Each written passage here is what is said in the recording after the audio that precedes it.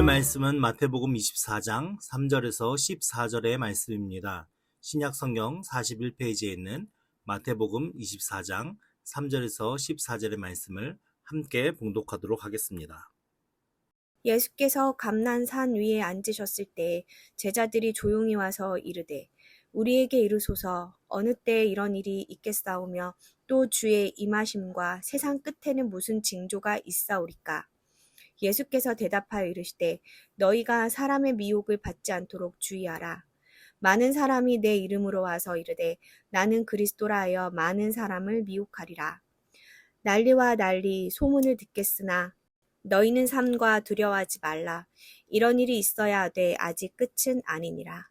민족이 민족을, 나라가 나라를 대적하여 일어나겠고 곳곳에 기근과 지진이 있으리니 이 모든 것은 재난의 시작이니라.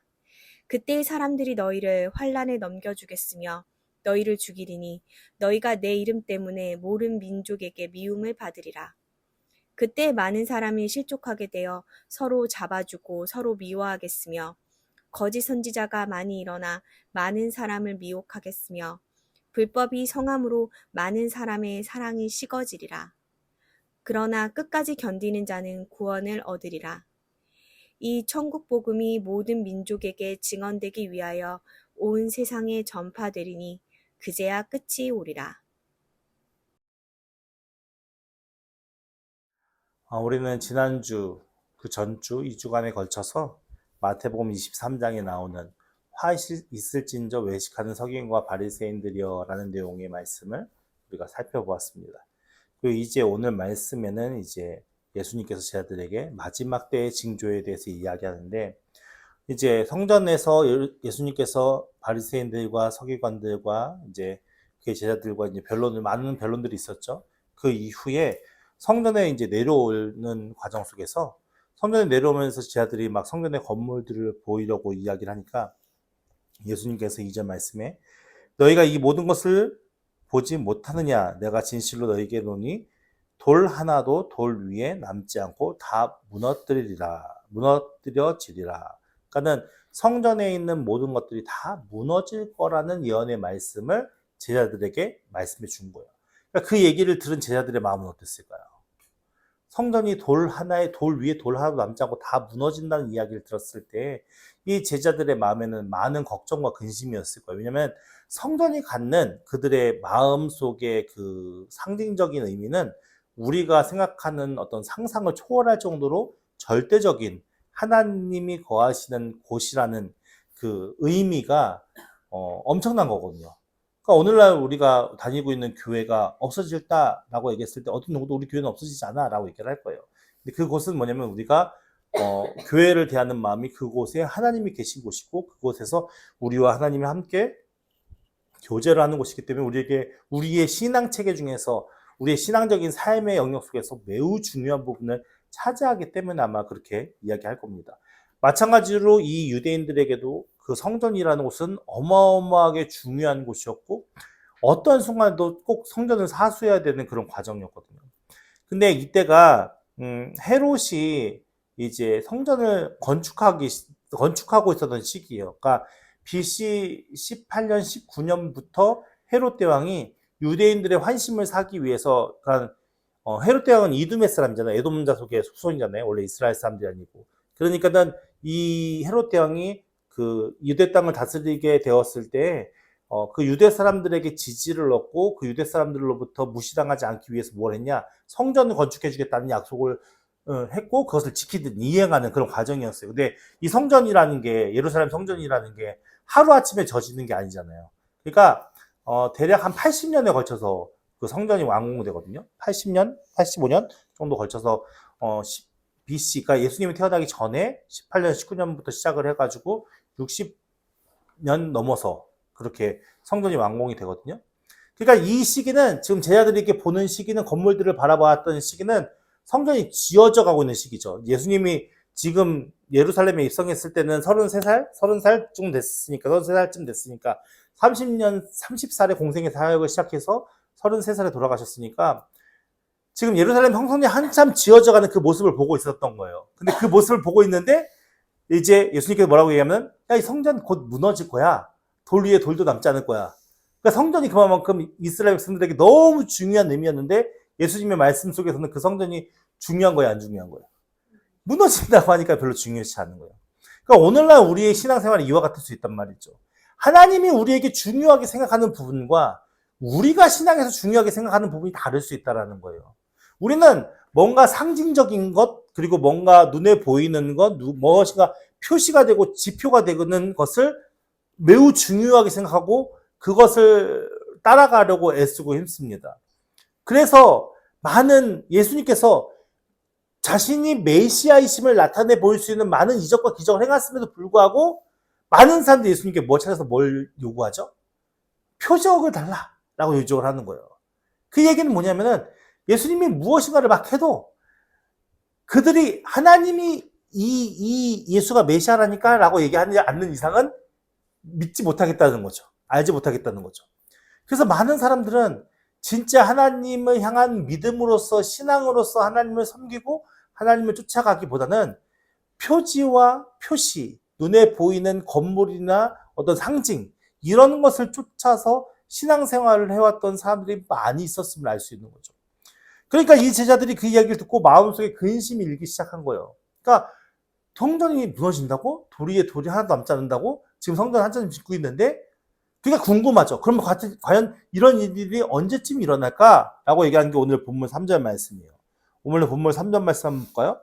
예수께서 감람산 위에 앉으셨을 때 제자들이 조용히 와서 이르되 우리에게 이르소서 어느 때에 이런 일이 있겠사오며 또 주의 임하심과 세상 끝에는 무슨 징조가 있사오리이까. 그러니까 감람산 위에 예수님께서 앉으셨는데 감람산은 예루살렘 성전에서 멀지 않아요. 그러니까 예루살렘 성전 바로 옆 동네라고 보면 돼요. 걸어서 가도 1시간 정도? 그럼 충분히 갈 수 있는 거리에 있는 산이에요. 그러니까 이 감람산 위에 앉으셨을 때 제자들이 조용해서 묻는 거죠. 뭘 궁금해서 묻는 거예요. 성전의 돌 위에 돌이 남지 않게끔 다 무너질 거라고 예언의 말씀을 주셨는데 과연 그러면 그때가 언제입니까? 그래서 어느 때에 이런 일이 있겠으며 또 주의 임하심과 세상의 끝에는 무슨 징조, 말세에는 어떤 일이 있겠습니까? 라고 이제 질문을 던지는 거죠. 4절 말씀에 예수님께서 이렇게 대답하십니다. 예수께서 대답하여 이르시되 너희가 사람의 미혹을 받지 않도록 주의하라. 그러니까 무슨 얘기냐면 제자들이 와서 예수님 과연 성전이 언제 무너지고요? 예수님이 다시 재림하셨을 때 그리고 마지막 때 이 세상의 종말 때에는 과연 무슨 일이 일어나겠습니까? 라고 물어봤는데 예수님께 뭐라고 말씀하셔요? 야 너희가 사람에게 미혹당하지 않게끔 조심해야 돼. 이게 첫 번째 대답이었어요. 그러니까는 마지막 때 종말의 때에 이르게 된다면 가장 우리가 쉽게 넘어질 수 있는 쉽게 이렇게 속임을 당할 수 있는 일이 누구를 통해서 일어난다는 거예요. 사람을 통해서 일어난다는 거예요. 그래서 우리가 사람을 신뢰하거나 사람을 믿어서는 안 되는 거예요. 우리가 온전히 신뢰하고 온전히 따라갈 일은 여호와 하나님 그리고 예수님밖에 없는 것이고 우리가 사람이라는 것은 사랑의 대상이지 우리가 어떤 사람이든 어떤 사람이든 간에 무조건 신뢰하고 무조건 그분을 따라가고 무조건 이렇게 할 수는 없다는 거죠. 왜냐하면 우리는 사람에게 너무 많은 미혹을 당할 수 있는 환경과 상황 속에 처할 수밖에 없기 때문에 그렇습니다. 그래서 첫 번째 하신 대답이 너희가 사람의 미혹을 받지 않도록 주의하라 라고 얘기하면서 그 다음에 부연된 설명이 많은 사람이 내 이름으로 와서 이르되 나는 그리스도라 하여 많은 사람을 어떻게 한다고요? 미혹하게 된다 라고 말씀하고 있습니다. 그러니까 예수님의 이름, 메시아의 이름을 사칭해서 많은 사람을 유혹할 거라고 말씀하고 있는 거죠. 근데 실질적으로 이단과 이런 종말론에 대한 부분은 오늘날 이렇게 2000년이 지난 이 시대에만 있었던 것이 아니라 1세기 때부터 계속 끊임없이 있었어요. 예수님께서 부활 승천하신 이후부터 이제 초대교회가 이루어지고 많은 초대교회 안에서 전도를 통해서 이제 복음이 전파될 그때쯤부터도 벌써 메시아 예수님의 이름으로 많은 사람을 미혹하는 무리들이 있었거든요. 그러면서 먼저 예수님의 이름을 사칭해서 미혹하는 무리들이 생겨날 것이다 라고 얘기를 하면서 6절 말씀에 보면 난리와 난리 소문을 듣겠으나 너희는 삼가 두려워하지 말라. 그러니까는 많은 소문을 듣는다는 거예요. 여러 가지 많은 일들이 있을 거야. 그런 많은 미혹된 일들이 있고, 이게 진짜야, 이게 가짜야, 이게 진짜라니까 우리를 미혹하고 현혹할 수 있는 많은 이야기들이 그들의 삶 속에 놓이게 될 거라는 거죠. 그렇게 됐을 때 어떻게 하라고요? 너희는 삼가 어떻게 하라고요? 두려워하지 말라라고 얘기하는 게 예수님 말씀이에요. 왜 두려워하지 말라라고 말씀하고 있는 거예요? 그들의 성도의 삶은 누가 주관하고 이끌어 가시는 거예요? 하나님의 성령께서 이끌어 가시는 거예요. 성도의 삶을. 그래서 구원론에 대해서 여러 가지 많은 것들 속에 무엇이냐면 견인이라는 거 있어요. 견인이라는 것은 끌고 간다는 거잖아요. 근데 그 끌고 가는 게 사람이 자신의 지혜와 지식과 똑똑함과 분별력과 이런 것을 끌려가는 게 아니라 하나님의 성령께서 사람을 직접 끌고 가시는 거예요. 그러니까는 우리는 두려워할 필요가 있어요, 없어요? 없다라고 얘기를 하는 거예요. 많은 소문이 있을 거야. 많은 난리가 있을 것이고 많은 이야기들이 있을 거야. 너희들을 미혹하는 많은 무리들이 있을 거야. 그래서 걱정하지 마. 왜요? 우리가 하나님과 믿음으로 합당한 교제를 하고 있으면 성령께서 우리에게 마음속에 평안과 안정을 주시면서 그 모든 삶을 이끌어 가시기 때문에 그 일들이 두려움으로 다가오는 게 아니라 어떻게 다가온다는 겁니까? 넉넉히 이겨낼 일들로 다가온다는 것이죠. 그리고 단지 두려워 말라는 것으로 끝나는 것이 아니라 그 다음 무엇이라 말씀하시냐면 이런 일이 있어야 한다라고 얘기를 하는 거예요. 그런 일들이 반드시 일어나야 한다라고 얘기하는 거예요. 그러니까 우리가 피할 수 있는 일이 아니라고 얘기하는 거죠. 우리의 삶 속에서, 우리의 삶의 영역 속에서 그런 종말론적인 일들이 우리에게 직접 피부로 와닿고 겪어야 될 일들이야 라고 얘기를 하면서 아직 끝난 것은 아니니 민족이 민족을, 나라가 나라를 대적하여 일어나겠고 곳곳에 기근과 지진이 있으리니. 그러니까 정말 민족이 서로 나라가 나라를 대적하는 여러 가지 전쟁이나 여러 가지 많은 일들이 있을 수 있겠죠. 그리고 지진과 기근과 이 얘기만 들어도 얼마나 무시무시합니까, 실질적으로. 근데 이런 일이 있어야지 그 마지막 종말 때가 다가온다. 그러니까는 그런 것에 대해서 너희들 두려워하지 말고 하나님을 믿는 믿음과 신앙으로 견뎌내야 한다라고 말씀하는 거죠. 근데 8절 말씀에 이 모든 것은 무엇이라고요? 재난의 시작이다. 끝이다라고 얘기하지 않고 시작이다라고 얘기해요.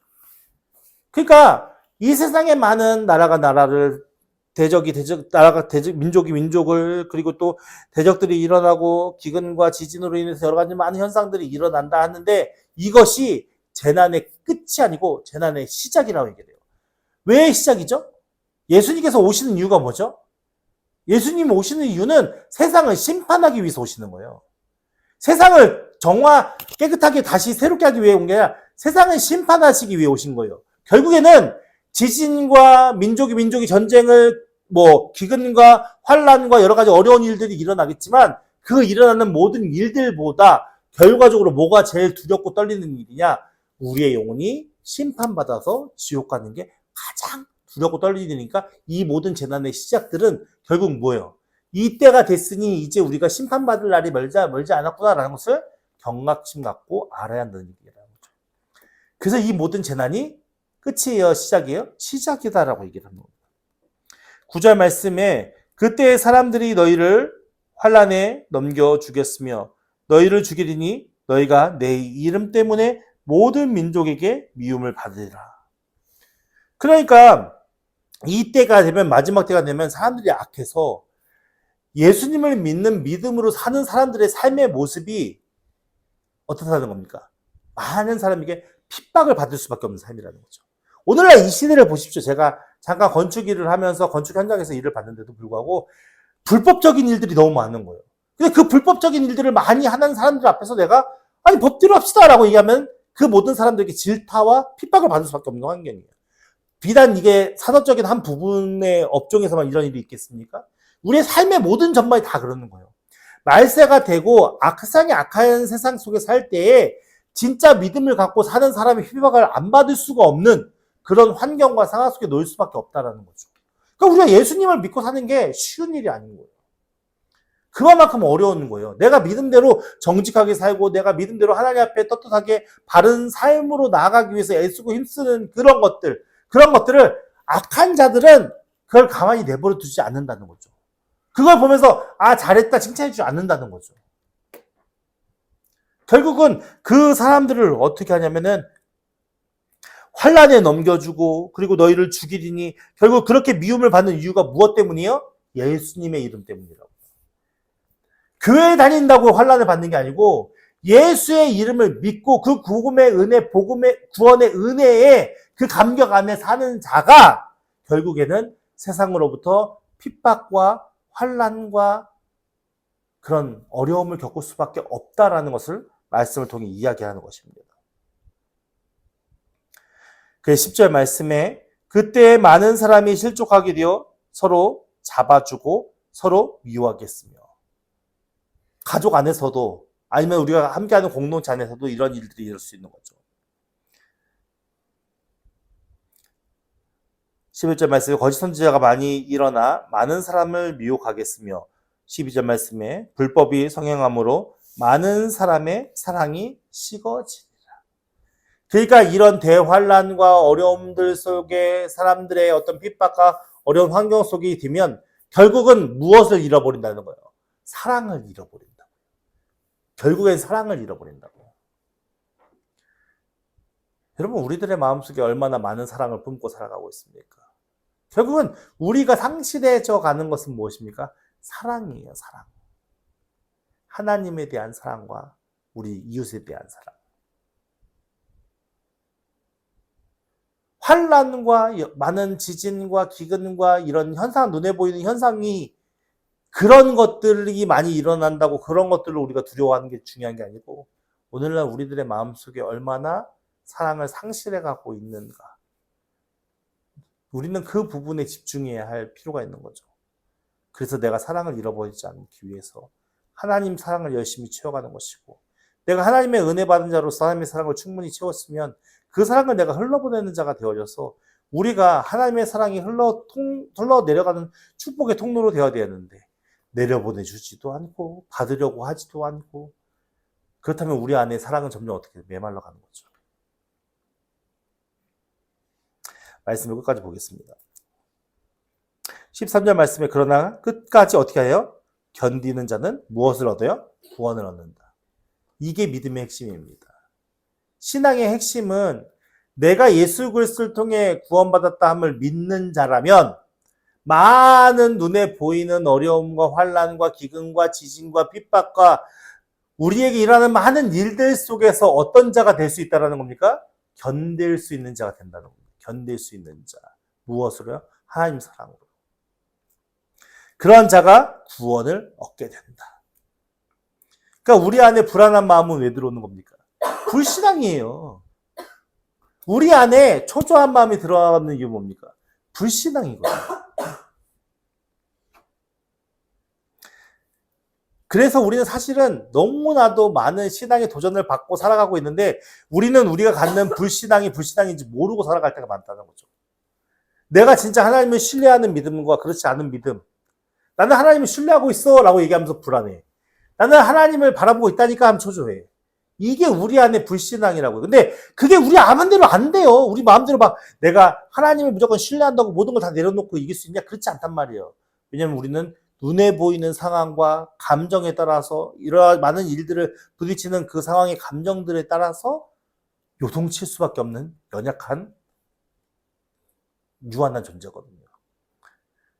그렇기 때문에 우리가 날마다 놓치지 않고 추구하고 따라가야 할 게 오직 무엇밖에 없다는 걸 알 수 있습니까? 하나님밖에 없다는 걸 알 수 있어요. 그래서 14절 말씀에 이렇게 말씀합니다. 이 천국 복음이 모든 민족에게 증언되기 위하여 온 세상에 전파되리니 그제야 끝이 오리라. 언제 끝이 온다는 거예요? 천국 복음이 온 세상에 전파될 때까지 끝은 온다 오지 않는다? 오지 않는다 라고 말씀하고 있는 거죠. 오늘날 많은 학자들이나 많은 목사님들이 설교를 통해서 말세지말 이런 표현들을 많이 쓰십니다. 말세지말이라는 말이 뭐냐면 말세 끝단이라는 얘기예요. 그러니까 말세라는 기간이 있는데 그거의 끝단이니까 진짜 얼마 안 남았다라는 이야기를 하겠죠. 오늘 우리 주변에 뉴스만 봐도 지구촌에서 일어나는 현상만 봐도 너무나도 많은 일들이 이 오늘 읽었던 우리 본문의 말씀들의 내용들이 나오지 않습니까? 우리는 그런 것을 통해서 말세다라고 우리가 판단할 수 있고 상황을 돌아볼 수 있는 것이죠. 그럼에도 불구하고 오늘 이 말씀 속에 이 말씀을 하시는 예수님의 그 마음을 한번 생각해 보세요. 예수님이 이 말씀을 하시면서 제자들이 나라가 나라를, 민족이 민족을 대적하고 기근과 지진이 일어나고 이것에 집중하라고 지금 말씀을 하고 있는 내용입니까? 너희가 핍박을 받고 환난을 받을 거야. 너희가 내 이름으로 고난을 당할 거야. 너희가 잡혀갈 거야. 이거에 집중하라고 지금 얘기하시는, 그것을 피해 나가라라고 말씀하시는 겁니까? 그렇지 않습니다. 여기서 말씀하시는 내용은 뭐냐면, 그렇게 세상이 어지럽고 혼란스럽고 타락하고 범죄함으로 악한 세상이 도래한다 할지라도 그 속에서 너희는 무엇을 바라보라 얘기하는 겁니까? 믿음과 신앙과 복음을 바라봐야 한다라고 얘기하는 겁니다. 너희의 힘으로 되지 않는 거니까, 우리의 힘으로 되지 않는 거니까, 우리가 그런 현상들을 보면서 두려워하고, 괴로워하고, 초조해하지 말고, 하나님께서 그 모든 일들 가운데 주관하시는 하나님을 보시면서, 그 하나님의 일하심 속에서 우리가 이 마지막 때에 복음이 증거되기 위해서, 왜냐면 복음이 온 세상에 증거되어야 이 일의 끝이 온다고 했으니까. 그런 환난과 어려운 시기 가운데서도 그 복음이 전파되기 위해서 우리가 각자의 위치에서 해야 할 일이 무엇이고, 그것을 하기 위해서 끝까지 인내하면서 견디면서 핍박과 환난 가운데 이겨내는 자가 되어야 진짜 우리 안에 참된 구원이 이루어진다라고 얘기하는 거 아니겠습니까? 그러니까 오늘날 우리는 세상에 여러 가지 많은 일들이 벌어지겠지만 그 일들에 미혹당하고 많은 사람들의 이야기에 미혹당하는 것이 중요한 것이 아니라, 내가 지금 누구를 신뢰하는 마음으로, 누구를 바라보는 마음으로 살아가고 있느냐, 이것을 우리가 지금 점검받아야 할 때라고 얘기하는 겁니다. 우리나라가 좋아지면 얼마나 좋아지겠습니까? 앞으로 우리나라 경제, 어려운 환란, 여러 가지 많은 것들 좋아진다면 얼마나 좋아지겠습니까? 어차피 세상은 경쟁 시대에 살아가고 있습니다. 앞으로는 점점 더 살기 어려워질 거라고 다들 그렇게 예상하고 있습니다. 그런 속에서 우리는 과연 그 어려운 난간을 경제적으로, 우리 환경적으로 어떻게 이겨낼까라는 것을 고민하면서 하는 것이 중요하겠습니까?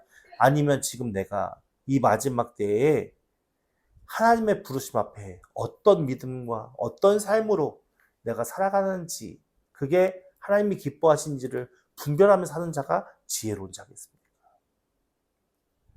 여러분, 오늘 우리가 살아가야 할 삶의 문제는 2000년 전에도 있었고요. 예수님 오실 때도 있었고요. 예수님 오시기 훨씬 전부터도 있었어요. 인간이 사는 세상은 악한 세상이었습니다. 그래서 노아의 방주도 있었잖아요. 오늘날 세상이 안 악합니까? 오늘날 세상도 악합니다. 그럼에도 중요한 것은 무엇입니까? 우리가 예수로 말미암아 구원받은 백성이라면 우리 마음에 사랑이 식어지는 것을 방치하는 것이 아니라, 내가 받은 구원의 은혜와 감격, 내가 지금 예수님과 동행하는 그 삶 속에서의 받는 사랑들, 은총과 그 축복들을 우리가 그것을 마음 깊이 계속 끊임없이 갈망하며 갈구하며 하나님으로부터 공급받는 은혜를 따라서 우리의 삶에 내가 만나는 영혼들, 죽어가는 저 마귀의 자식들로 인해서 죽어가는 그들에게 더 이상 끌려가지 않게, 하나님의 자녀인데 마귀에게 끌려가는 저들을 불쌍히 여기면서 내가 그 사랑을 어떠한 방법으로든 흘려보내서 그들을 예수 안에, 복음의 은혜 안에 돌아오게 하는 그것이 오늘 우리에게 가장 값지고 귀한 믿음의 삶이 되지 않겠습니까? 종말은, 성경이 이야기하는 종말은 여러 가지가 있습니다. 예수님이 재림하셔서 오는 종말도 있지만 우리의 삶의 생이 끝나는 종말도 있습니다. 우리의 생이 끝나는 종말을 맞든 예수님께서 재림하셔서 이 세상을 심판하는 종말을 맞든, 중요한 것은 우리는 끝까지 견디는 자가 되어야 한다는 것입니다. 세상의 거짓된 가치와 우리를 미혹하게 하고 불안하게 하고 불신앙으로 이끄는 여러 가지 많은 현상들 속에서 우리는 예수를 붙들고 복음으로 그 모든 것을 견디고 이기는 자가 되기 위해서는 그냥 단순히 우리 안에 주문 외우듯이 되는 게 아니라는 거죠. 진짜 살아 역사하시는 하나님을 경험하고 그 하나님을 체험하고 그 하나님과 동행하는 삶으로 우리의 삶이 세워질 때만 이루어질 수 있다는 것을 우리가 깨달았으면 좋겠습니다. 그래서 자꾸만 눈에 보이는 일들과 현상에 우리의 마음과 우리의 생각이 미혹되기보다는 우리 안에 끊임없이 말씀하시고 역사하시고 이야기하시는 하나님께 집중하는 저 여러분 되길 예수님의 이름으로 축원드립니다. 그리고 그 하나님을 온전히 붙드는 저 여러분 되기를 축원드립니다. 그래서 우리의 마음과 우리의 신앙이 진짜 하나님과 함께 할 때에 어떤 환경과 어려움 속에서도 우리는 평안하고 기쁨과 은혜 가운데 살아갈 수 있을 것입니다. 그래서 사도 바울이 서신서에 쓴 편지의 서두에 보면은 어떤 내용이 많이 있습니까? 하나님의 평강과 은혜가 여러분들과 함께 하길 바랍니다. 이 표현이 많이 쓰여 있거든요. 그러니까 결국 뭐냐면 우리는 이 싸움을 하고 있는 거예요. 우리는 우리 마음속에 하나님의 은혜와 평강, 샬롬의 그 은혜와 평강이 우리 안에 담고 있느냐. 우리 안에 담고 있다는 것은 내가 지금 하나님과 동행하고 있다는 증거고요. 그 마음이 담아지지 않고 우리의 마음속에 막 여러 가지 많은 뭐랄까요, 굴곡진 그런 마음들이, 불안한 그런 마음들이 올라온다는 것은 이미 나와 하나님과의 거리가 있다는 것을 얘기하는 거죠. 여러분, 우리가 믿는 하나님은 저 멀리 계신 하나님도 아니고 살아계신 우리의 하나님이십니다. 그 살아계신 하나님은 오늘도 우리와 함께 하시길 원하시고 그 하나님의 사랑으로 우리의 삶을 세우시길 원하십니다. 그리고 우리가 그 사랑을 흘러보낸 자들이 되어서 하나님의 믿음의 열매를 맺길 원하십니다. 그것을 진짜 믿는다면 오늘 우리가 놓치지 말아야 할 것은 하나님의 은혜의 힘을 다시 한번 깨닫고 여러분들 삶 속에 여러 가지 많은 유혹들 가운데 우리가 그곳에 미혹되고 잠식되고 흘려보내는 것이 아니라 우리의 영원한 천국을 바라보고 우리와 지금도 동행하시고 끝까지 인내하시는 그 하나님의 은혜를 바라보면서 끝까지 믿음으로 견디는 자가 되기를 예수님의 이름으로 축원드립니다.